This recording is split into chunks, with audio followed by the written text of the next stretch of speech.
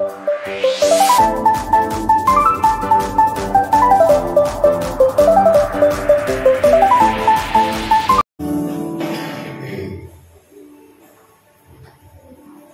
Surgawi,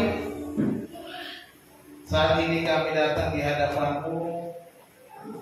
Kami mau memberikan hidup kami, waktu kami, hati kami untuk duduk diam di bawah kaki-Mu, mendengarkan firman-Mu ya Tuhan. Dan biarlah Tuhan bentuk kami, berikan kami hati yang rela untuk diubahkan oleh Tuhan. Berikan kami hati yang rendah untuk menjadi anak-anak yang Engkau kasih. Tuhan, kami siap menerima firman-Mu. Berbicaralah kepada kami. Di dalam nama Tuhan Yesus kami berdoa. Haleluya. Amin. Silakan dulu. Selamat pagi semuanya. Shalom. Shalom. Puji Tuhan. Saudara-saudara, saya juga sekali lagi mengucap selamat Hari Raya Pentakosta. Hari ini kita memperingati hari turunnya Roh Kudus atas orang-orang percaya, khususnya 2000 tahun yang lalu, kepada para murid yang berkumpul di Yerusalem. Dan kita percaya Roh Kudus yang sudah dicurahkan itu juga sudah kita terima di dalam kehidupan kita. Nah, hari ini khotbah saya berjudul Hidup Diubah oleh Roh Kudus. Ya. Hidup diubah oleh Roh Kudus. Ya, saudara-saudara, Roh Kudus dicurahkan kepada kita, kepada orang percaya pada hari raya Pentakosta. Nggak bisa diganti ya? Ya, langsung. Hari raya Pentakosta kita dicurahkan Roh Kudus, dan semua orang percaya pada waktu itu dipenuhi oleh Roh Kudus, dan ada seperti lidah-lidah api di atas kepala para murid pada waktu itu, dan setiap orang berbicara dalam bahasa-bahasa lain. Ya, disebut sana bahasa-bahasa yang ada di sekitar Palestina waktu itu. Orang-orang dari berbagai tempat yang berkumpul di Yerusalem heran, kenapa mereka bisa bahasa kita. Orang Arab, orang Media, orang Persia, ya semua mendengar bahasa mereka, sedangkan mereka tahu murid-murid Yesus adalah orang-orang biasa-biasa saja. Bahkan di dalam bagian lain ketika menghadap para imam, ahli-ahli Taurat, mereka dianggap sebagai kaum tidak terpelajar, ya, artinya kurang pendidikan. Tidak ada kursus bahasa zaman dulu juga. Tetapi mujizat terjadi ketika Roh Kudus turun atas orang-orang percaya. Mereka melakukan berbicara dalam bahasa-bahasa yang dimengerti oleh orang-orang yang berkumpul pada waktu itu, dan mereka menjadi heran. Tetapi sebagai orang apa mereka bilang, "Pak, mereka sedang mabuk oleh anggur." Tetapi kemudian Petrus berdiri dan berbicara kepada orang banyak yang pada waktu itu mendengar, mereka melihat peristiwa itu. Dan Petrus berkhotbah pada waktu itu, menceritakan bahwa ini adalah nubuat Nabi Yoel yang sudah dinubuatkan bahwa Allah akan mencurahkan rohnya atas umatnya, atas turunan-turunan dan semuanya. Dan Yesus Kristus yang telah dibunuh, telah disalibkan oleh bangsa Israel, telah pergi dan telah mengirimkan rohnya ini kepada umatnya, kepada mereka. Dan mereka, Petrus kemudian berbicara supaya setiap orang bertobat dan memberi diri dibaptis. Ya. Nah, kemudian ada banyak orang bertobat. Dicatat sana ada 3.000 orang bertobat. Apa sih Roh Kudus itu? Di dalam Alkitab Yesus menyebut Roh Kudus itu sebagai Parakletos. Itu dalam bahasa Yunani Parakletos. Apa sih artinya Parakletos? Di dalam Alkitab, kalau dalam Injil Yohanes ada penjelasan yang pertama disebut sebagai penolong. Ini penolong. Parakletos itu artinya dia adalah penolong, helper. Dia yang akan menolong setiap orang percaya. Dia juga akan menolong saudara dan saya juga di dalam kehidupan kita. Dia juga disebut penghibur atau comforter, ya. Dia adalah yang menghibur keadaan kita. Dia juga disebut pengantara, pengantara atau advokat, pembela kita, ya. Dia adalah pembela kita ketika kita didakwa oleh si iblis. Inilah yang diberikan kepada kita, Roh Kudus yang dijanjikan oleh Yesus Kristus itu. Inilah yang kita. Nah, saudara-saudara, ketika Petrus bertobat, kemudian ada banyak orang bertobat. Dicatat di sana ada 3.000 jiwa bertobat dan percaya. Nah, kita akan baca bersama-sama dalam Kisah Rasul pasal yang kedua ayat 41 sampai ayat 47. Kisah Rasul pasal 2 ayat 41 sampai ayat 47. Saya akan bacakan, saudara silakan menyimaknya. Orang-orang yang menerima perkataannya itu memberi diri dibaptis. Dan pada hari itu jumlah mereka bertambah kira-kira 3.000 jiwa. Mereka bertekun dalam pengajaran rasul-rasul dan dalam persekutuan. Dan mereka selalu berkumpul untuk memecahkan roti dan berdoa. Maka ketakutanlah mereka semua, sedang rasul-rasul itu mengadakan banyak mujizat dan tanda. Dan semua orang yang telah menjadi percaya tetap bersatu, dan segala kepunyaan mereka adalah kepunyaan bersama. Dan selalu ada dari mereka yang menjual harta miliknya, lalu membagi-bagikannya kepada semua orang sesuai dengan keperluan masing-masing. Dengan bertekun dan dengan sehati mereka berkumpul tiap-tiap hari dalam bait Allah. Mereka memecahkan roti di rumah masing-masing secara bergilir dan makan bersama-sama dengan gembira dan dengan tulus hati sambil memuji Allah. Dan mereka disukai semua orang, dan tiap-tiap hari Tuhan menambah jumlah mereka dengan orang yang diselamatkan. Demikian firman Tuhan. Saudara-saudara, kalau kita membaca dari ayat-ayat ini, ada 3 ciri orang yang percaya yang hidup oleh Roh. Ada 3 hal yang harus kita lihat. Orang yang dipenuhi atau diubah oleh Roh, yang hidup oleh Roh itu ada 3 perkara yang kita lihat dalam contoh-contoh di dalam gereja mula-mula. Ini adalah gereja pertama, gereja yang pertama kali terbentuk di Yerusalem. Yang pertama dikatakan, yaitu ciri yang pertama itu bertekun dalam pengajaran. Bertekun dalam pengajaran. Ayat 41 dan ayat 42 berkata, orang-orang yang menerima perkataannya itu memberi diri dibaptis, dan pada hari itu jumlah mereka bertambah kira-kira 3.000 jiwa. Mereka bertekun dalam pengajaran rasul-rasul dan dalam persekutuan, dan mereka selalu berkumpul untuk memecahkan roti dan berdoa. Orang percaya haruslah orang yang selalu bertekun dalam pengajaran, atau dalam kata lain memiliki sifat seorang murid.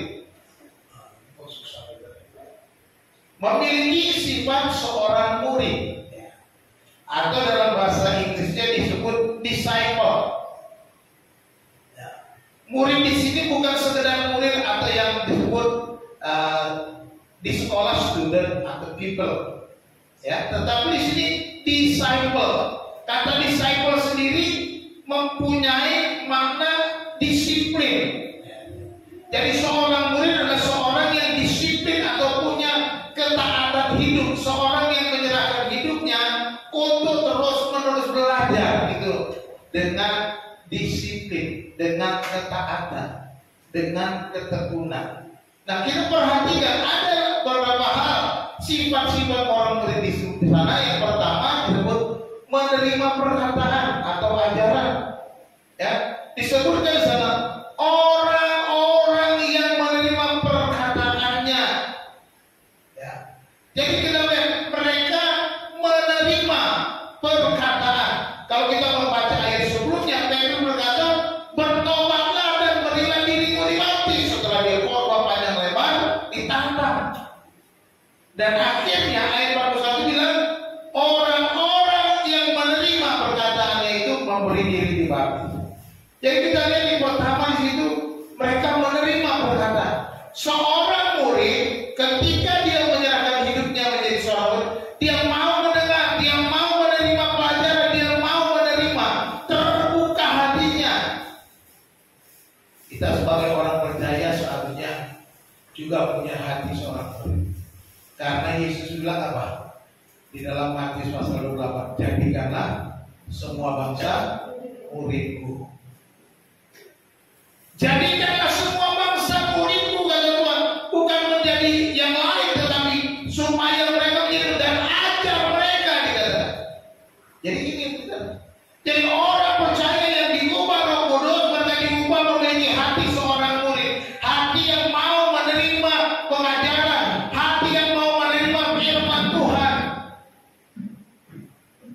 Kalau kita mengeraskan hati terhadap firman Tuhan, maka kita bukan orang percaya. Ya, kalau kita masih keras hati, dengan firman Tuhan keras hati, dengan firman Tuhan tidak mau, dengan firman Tuhan masih menolak, dengan firman Tuhan masih melawan, itu tidak punya hati seorang. Hatinya belum diubahkan oleh Roh Kudus. Menerima pengajaran, jadi terbuka, memiliki hati yang terbuka untuk belajar. Dan kemudian mereka memberi diri dibaptis. Memberi dibaptis itu artinya mereka bertindak, bukan hanya menerima tetapi tidak mau melakukan. Karena yang berkata bertobatlah dan berilah dirimu dibaptis.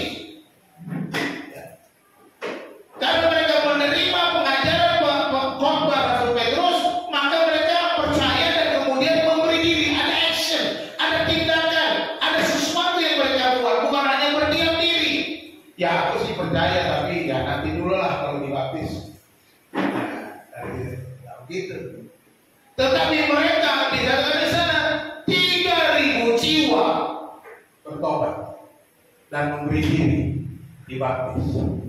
Sebabnya saya selalu menekankan di gereja ini supaya apa? Supaya setiap orang itu dibaptis itu bukan karena dipaksa. Dibaptis itu bukan karena didorong-dorong. Dibaptis itu bukan karena bapaknya bilang kau dibaptis lah. Ya jangan. Harus tindakan dari hati karena dia menerima pengajaran dan action, bertindak, memberi diri. Makanya dikatakan di sini memberi diri, ya, bukan dibawa. Kalau memberi diri dibaptis berarti dia punya pengetahuan tentang kebenaran, dia sudah mengerti kebenaran, maka dia memberi dirinya dibaptis. Ya. Itu sebab di gereja kita melakukan baptisan secara dewasa. Kalau anak-anak, penyerahan anak. Anak-anak belum bisa mengerti firman Tuhan secara lengkap. Ya, makanya orang tua bertanggung jawab menyerahkannya kepada Tuhan. Supaya orang tua juga membimbing anak itu sampai kepada kedewasaan dan siap akhirnya dia mengerti kebenaran, lalu dia kemudian menerima kebenaran dan kemudian dia mengambil keputusan untuk memberi diri dibaptis. Jadi seorang murid tidak hanya belajar tapi tidak ada action.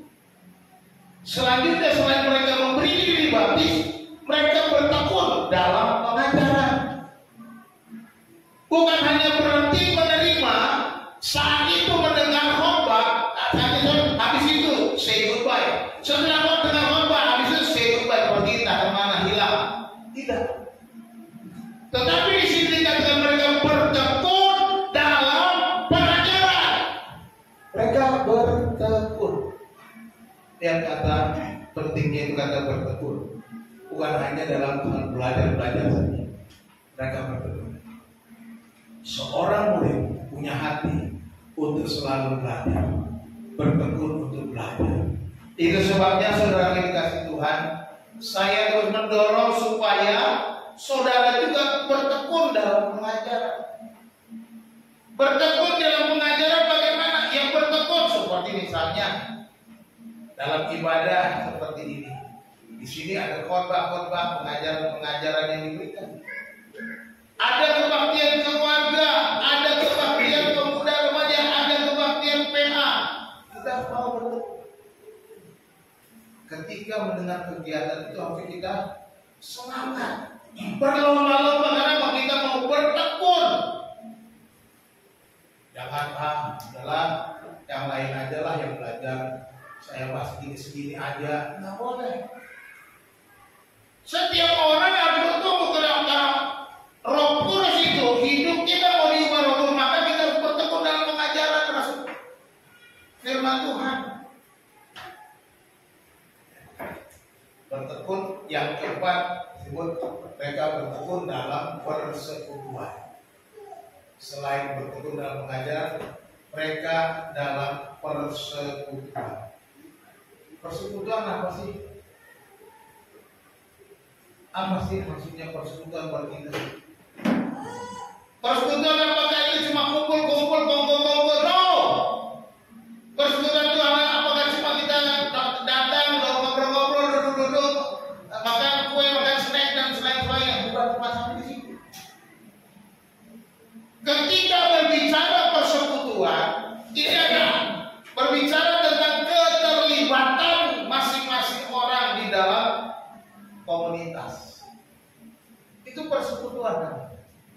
Mereka bertekun dalam persekutuan, mereka masing-masing terlibat, masing-masing melakukan sesuatu. Mereka memberi diri dibaptis, mereka mau terus belajar, mereka juga bertekun dalam mengambil bagian. Oh, aku mau buat apa ya? Begitu. Jangan cuma mau menerima. Ini persekutuan namanya.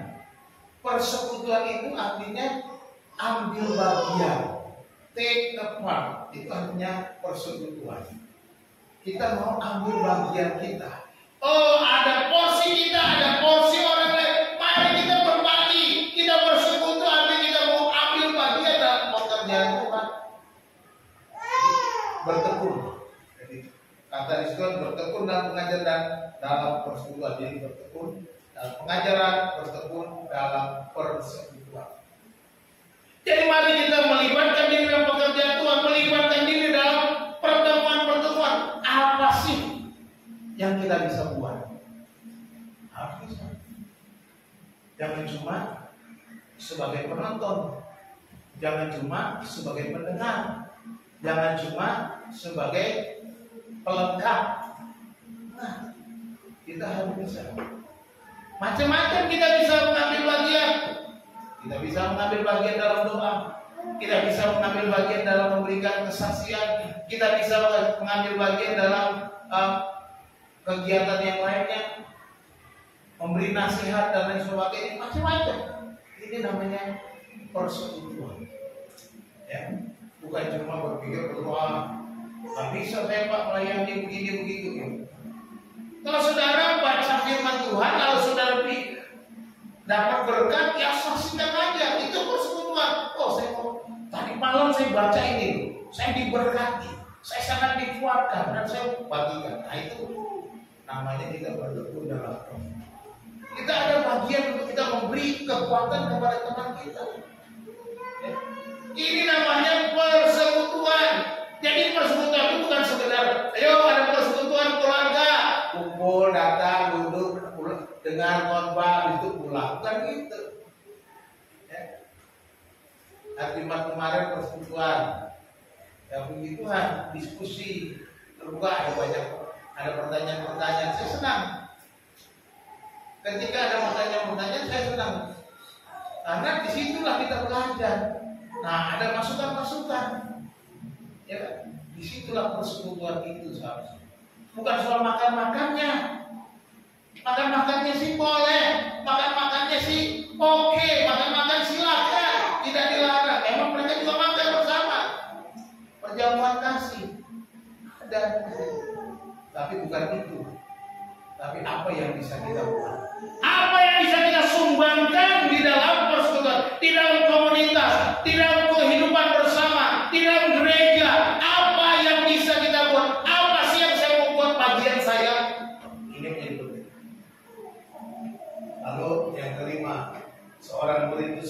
berkumpul untuk memecahkan roti dan berdoa. Baca ini bukan soal kita bicara makan-makan dan lain sebagainya. Ya. Ini berarti mereka selalu mengingat pengorbanan Kristus. Amin. Amin. Kita berkumpul harus ingat bahwa Yesuslah yang mengumpulkan kita, memecahkan roti itu Yesus katakan, perbuatan ini menjadi peringatan aku sampai aku datang kembali. Kalau kita zaman Tuhan kan kita, Yesus memecahkan roti. Kenapa kita lakukan? Kita harus melakukan mengingat pengorbanannya. Jadi kalau orang-orang percaya pada waktu berkumpul memecahkan roti dan berdoa, mereka mengingat bahwa mereka ada di sini oleh karena Kristus. Mereka ada berkumpul oleh karena kematian Yesus. Karena Yesus roh tubuhnya dipecahkan bagi mereka. Karena Yesus darahnya ditumpahkan bagi mereka. Ini yang mereka lakukan. Seorang murid mengingat akan apa yang gurunya telah berbuat. Ya. Jadi bukan sekedar berkumpul memecah roti, oh mereka perjamuan. Harus kita ingat artinya ini. Kita melakukan karena Yesus sudah berbuat yang terbaik untuk hidupku. Aku ada dalam komunitas ini karena Yesus. Jadi kita ada di sini bukan sebuah kebetulan. Tidak ada yang kebetulan. Hari ini kita bertemu bukan kebetulan, tapi karena Yesus sendiri yang sudah menyerahkan hidupnya, yang sudah memberikan hidupnya bagi kita, mengampuni kita sehingga kita menjadi satu. Jadi milikilah hati seorang murid. Itu yang pertama. Hidup yang diubah oleh Roh Kudus bertekun dalam pengajaran, memiliki hati seorang murid. Hidup yang diubah oleh Roh Kudus adalah hidup di dalam kebersamaan. Yang bisa kita baca. Ya, ayat 44. Mari kita baca sama-sama. 2, 3. Dan semua orang yang telah menjadi percaya tetap bersatu, dan segala kepunyaan mereka adalah kepunyaan bersama. Wah, kayaknya berat. Mana nih Pak? Masa mobil saya jadi mobil mereka, rumah saya rumah mereka, nih gimana nih Pak, berat ya? Kan di sini semua orang yang telah menjadi percaya tetap bersatu, mereka bersatu, unity, dan segala kepunyaan mereka adalah kepunyaan bersama. Apa sih yang kita pelajari di sini? Ini bukan soal bagaimana menguasai harta kita, tapi ini bicara soal persaudaraan.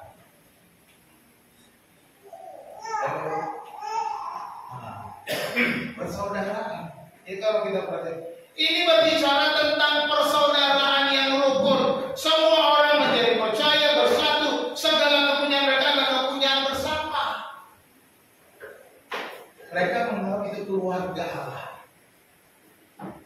Makanya saya selalu pakai istilah kita keluarga segala bangsa. Kita jadikan ini keluarga. Ya.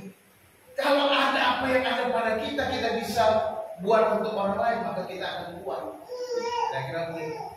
Ini bicara soal persaudaraan yang rukun. Ya. Perhatikan di situ dicatat di sana bahwa semua orang menjadi percaya atau hidup beriman. Mereka hidup beriman, bukan lagi bergantung kepada harta kekayaannya yang mereka punya, seberapa banyak harta mereka, seberapa banyak yang mereka miliki, bukan itu. Makanya mereka tidak lagi mencintai kepada harta benda, tidak lagi dikuasai oleh kedagingan mereka. Hidupnya beriman. Semua orang menjadi percaya. Jadi kita perlu hidup beriman, bukan lagi bergantung kepada hartamu, bukan lagi bergantung kepada jabatanmu, bukan lagi bergantung kepada keluargamu, orang tua dan lain sebagainya. Hiduplah beriman.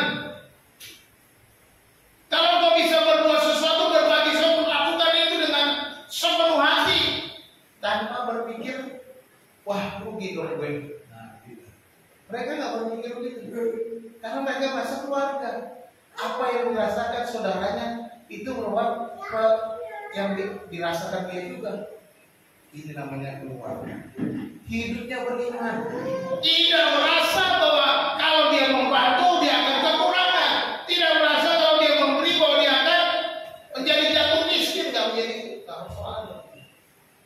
Karena hidup beriman itu artinya hidup bergantung sepenuhnya kepada Tuhan. Apa hidup beriman? Hidup bergantung sepenuhnya kepada Tuhan.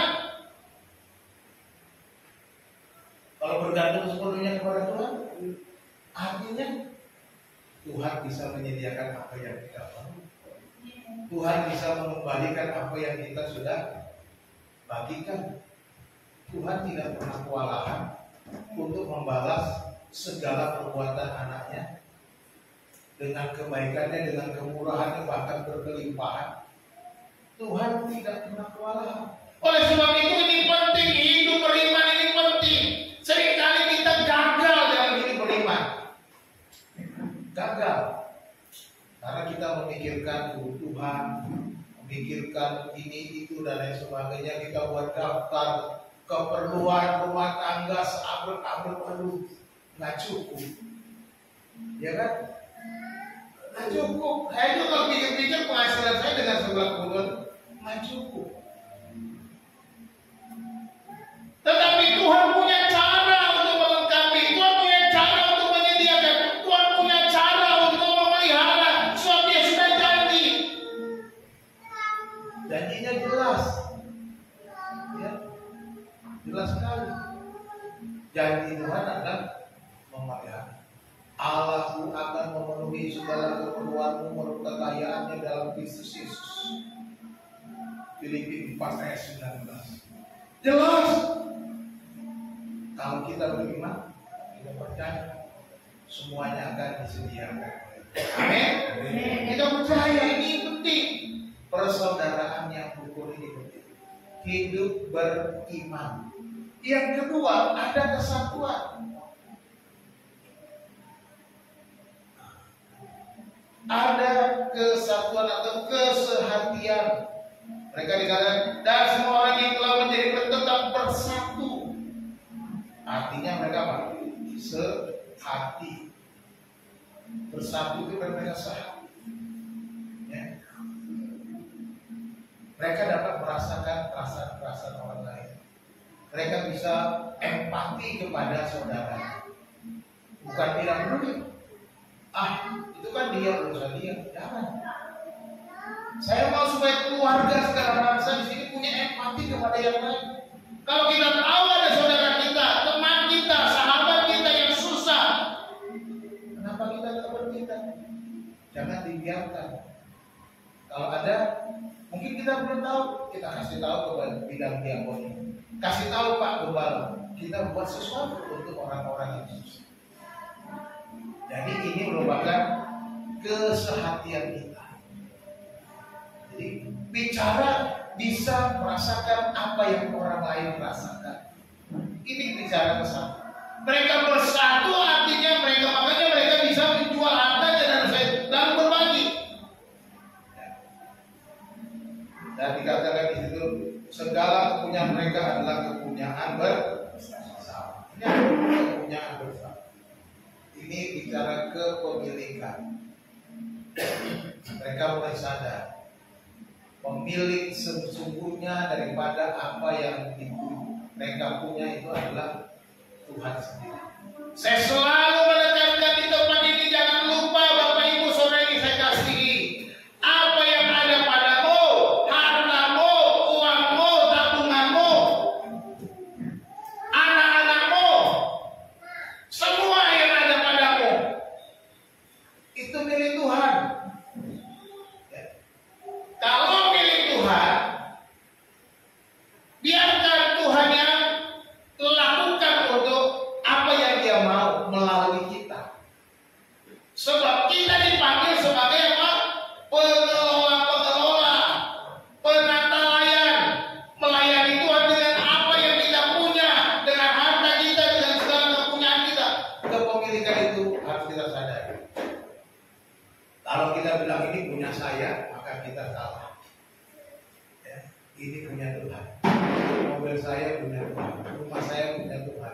uang saya punya Tuhan.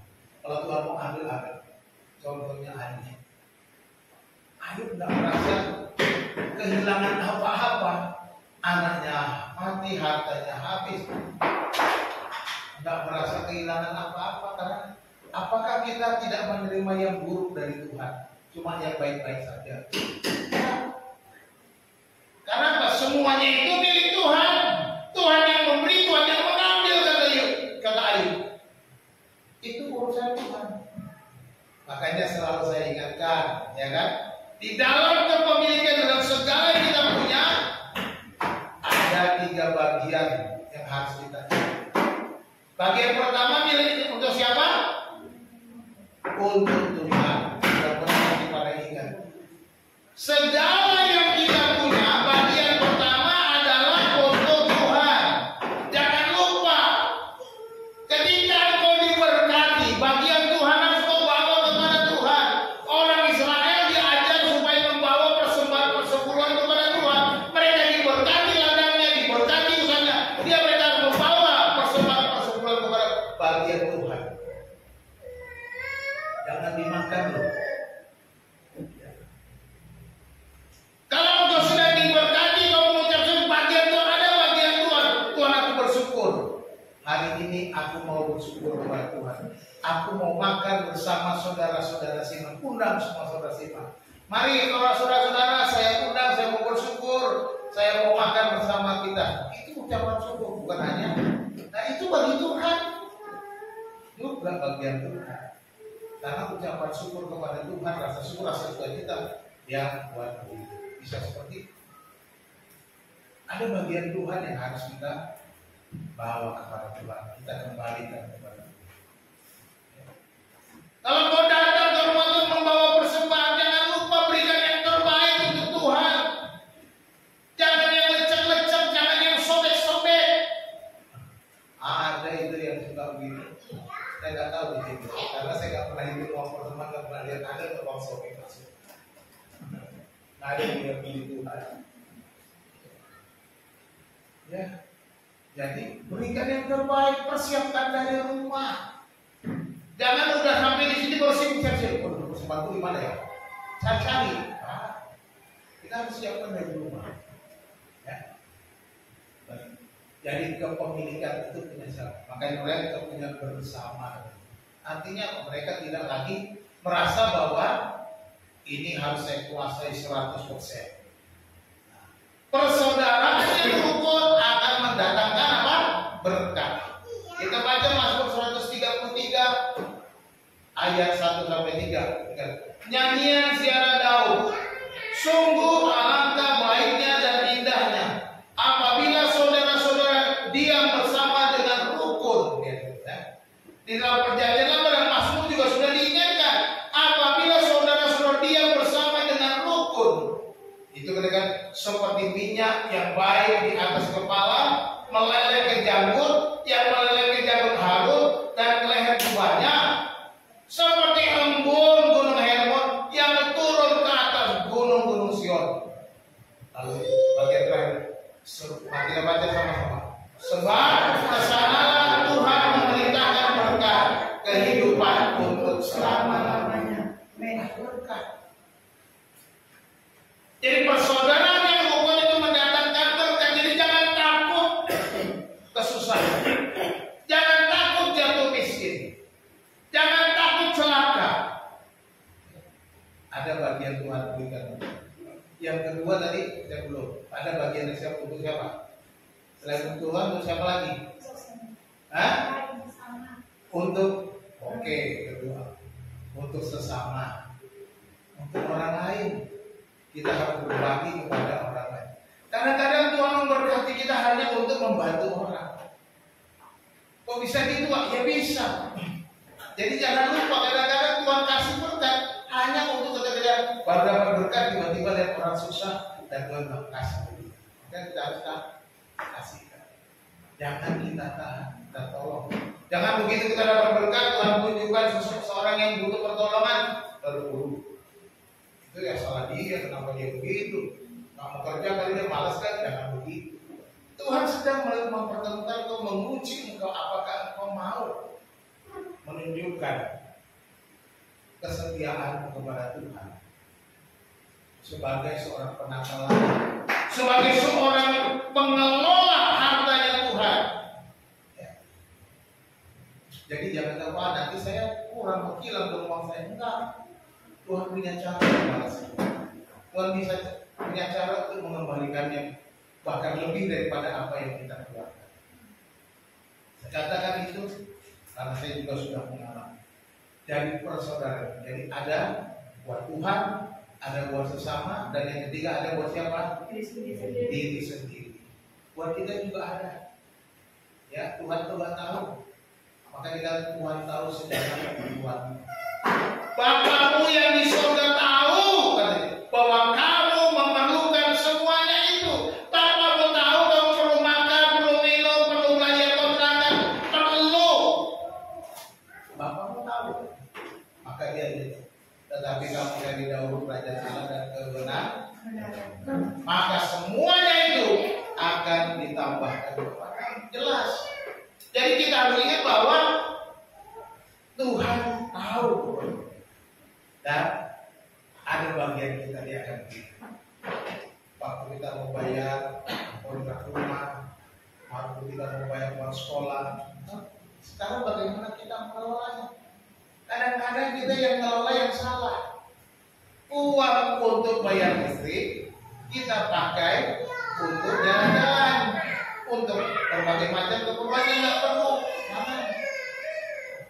Sudah waktunya bayar listrik, akhirnya dipakai lewat, terlambat, kena denda, akhirnya kita lihat. Ini kadang-kadang mengelolanya karena kita harus disiplin. Jadi kalau kita punya persaudaraan yang rukun, maka Tuhan akan memberkati. Jadi hidup oleh Roh itu adanya kebersamaan atau persaudaraan yang rukun. Yang ketiga, hidup dalam pengorbanan. Hidup dalam pengorbanan. Ya. Ayat 45 sampai 47. Dan selalu ada, ya, perhatikan dulu. Dan selalu ada dari mereka yang menjual harta miliknya. Jadi tidak semua, ya kan, tidak semua yang menjual harta. Selalu ada dari mereka yang menjual harta miliknya, lalu membagi-bagikannya kepada semua orang sesuai dengan kebutuhan masing-masing. Dengan bertekun dan dengan sehati mereka berkumpul tiap-tiap hari dalam bait Allah. Mereka memecahkan roti di rumah masing-masing secara bergilir dan makan bersama-sama dengan gembira dan dengan tulus hati sambil memuji Allah. Dan mereka disukai semua orang. Dan tiap-tiap hari Tuhan menambah jumlah mereka dengan orang yang diselamatkan. Jadi orang yang hidup oleh Roh itu ada pengorbanan. Seperti Kristus sudah berkorban, baiklah kita juga perlu pengorbanan. Pengorbanan apa? Yang pertama diajarkan di sana ada pengorbanan harta. Ya. Pengorbanan harta. Terakhir, selalu ada dari azab. Jadi ada orang-orang yang menjual harta miliknya, lalu membagi-bagikannya kepada semua orang sesuai dengan keperluannya. Ini yang terjadi pada gereja mula-mula.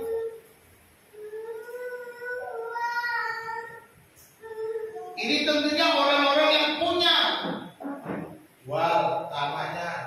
Kita lihat kalau kita perhatikan nanti selanjutnya ada Ananias dan Safira, ya kan? Mereka jual hartanya, tanahnya, tapi Mibul sama Rasul Petrus kita mati. Ya kan? Ya apakah ini semua Ananias? Ya semua. Wah, kamu berbohong mendustai Roh Kudus. Akhirnya Ananias mati. Safira istrinya datang lagi, ditanya lagi, apakah benar ini semua? Ya semua. Kamu nyusul suamimu mati. Mati juga. Jangan main-main. Bukan soal berapa banyak yang kita kata-kata ini sebagian lagi masih lebih baik jujur daripada untuk mencari korban. lalu berbagi. Jadi kita juga bisa memberi dengan segala yang ada pada kita. Kita lihat sini ada contoh dari Sarfat. Dan dari Sarfat ketika Nabi Elia disuruh Tuhan, pergilah ke Sarfat, aku sudah menyuruh seorang yang dari sana untuk menyediakan makanan. Akhirnya Nabi Elia pergi ke Sarfat dan dia bertemu seorang perempuan. Dia berkata, buatkanlah saudaraku sebuah roti bundar kecil untuk makan. Perempuan ini bilang apa? Tuhan, aku baru saja mengumpulkan kayu bakar dan aku akan pulang ke rumah membuat roti bundar untuk kami makan, aku dan anakku. Dan sesudah itu kami akan mati. Artinya tidak ada lagi bahan makanan, tinggal bahan makanan itu sekali makan. Tapi Elia berkata apa? Oke, buatlah lebih dahulu untuk aku satu buah roti bundar kecil. Sesudah itu buatlah untukmu, sebab aku berkata, tepung dalam tempat dan minyak dalam buli-buli tidak akan habis sampai Tuhan menurunkan hujan. Dan itu terjadi. Perempuan itu mengolah roti itu Elia dan dia mendapat mujizat. Perempuan ini janda dari Sarfat ini bukan orang Israel, bukan orang yang percaya kepada Yesus atau percaya kepada Tuhan Allahnya Israel, tetapi dia menuruti, beriman apa yang dikatakan oleh Elia.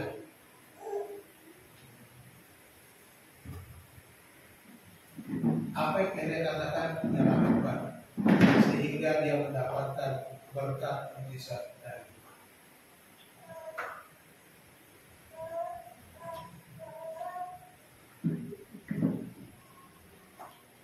Jadi saudara yang kasih Tuhan, jangan tunggu kaya, jangan tunggu hartamu berlimpah. Engkau bisa memberi di setiap kesempatan. Pengorbanan harta, lalu kemudian ada pengorbanan waktu. Mereka bertekun dan dengan hati mereka berkumpul tiap hari. Tiap hari mereka berkumpul di dalam bait Allah. Ini artinya mereka berkorban waktu. Ya. Waktu yang ada mereka gunakan dengan sebaik-baiknya. Jadi mari kita menggunakan waktu kita dengan baik. Firman Tuhan mengajarkan kita bahwa hari-hari ini adalah jahat. Pergunakanlah waktu yang ada. Jadi kita harus menggunakan waktu. Bisa tolong kursi diambil, ambil HP saya.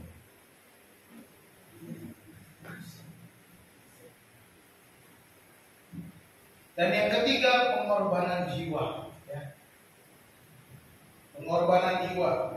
Mereka berkumpul di rumah masing-masing secara bergilir dan makan bersama-sama dengan gembira dan tulus hati sambil memuji Allah. Jiwa mereka sudah benar-benar. Mereka berkumpul bukan hanya dengan berkumpul, tapi dengan gembira dan tulus hati. Mereka melakukannya dengan sukacita sambil memuji Allah. Ini yang dilakukan oleh orang-orang percaya pada Allah. Jadi ada pengorbanan jiwa, bukan hanya sekedar kumpul-kumpul. Mereka gembira dan tulus hati. Kemudian hasilnya ada dampaknya, ada dampak pertumbuhan. Mereka disukai semua orang dan mereka bertambah-tambah juga. Ada pertambahan itu. Tiap-tiap hari Tuhan menambahkan juga. Kalau kita hidup dengan gaya orang-orang percaya pada masa itu, maka Tuhan sanggup memberkati sendiri. Tuhan memberkati kita. Ya. Kita hidup di uang yang tulus. Yang pertama, kita harus bertekun dalam pengajaran. Jadi memiliki hati seorang murid. Seorang percaya adalah seorang murid yang harus terus-menerus belajar, mengambil waktu untuk pendalaman Alkitab atau kelompok sel. Kita harus mau belajar terus. Yang kedua, hidup dalam kebersamaan, persaudaraan yang tinggi. Kumpulan orang percaya adalah kumpulan keluarga Allah. Persaudaraan yang rukun akan mendatangkan berkat. Itu janji Tuhan. Dan yang ketiga, hidup dalam pengorbanan. Sebagai orang beriman, kita meneladani Kristus yang sudah berkorban terlebih dahulu. Berbagilah kepada orang di sekitar dengan pengorbanan tanpa pamrih. Bukan apa yang kita dapat, tapi apa yang kita bisa berikan. Ini harusnya menjadi ciri hidup orang yang diubah oleh Roh Kudus. Tuhan Yesus memberkati kita. Kita berdoa. Bapa di surga, Bapa yang baik, terima kasih kami sudah mendengar firman. Kami bersyukur untuk firman Tuhan pada pagi hari. Biarlah apa yang Hamba mau sampaikan Tuhan boleh menguatkan kami supaya kami hidup diubah oleh Roh. Bentuk kami sesuai dengan firman. Hamba mau berhenti berbicara ya Allah. Biarlah Engkau terus berbicara kepada kami. Terima kasih Tuhan. Dalam nama Tuhan Yesus. Haleluya. Amin.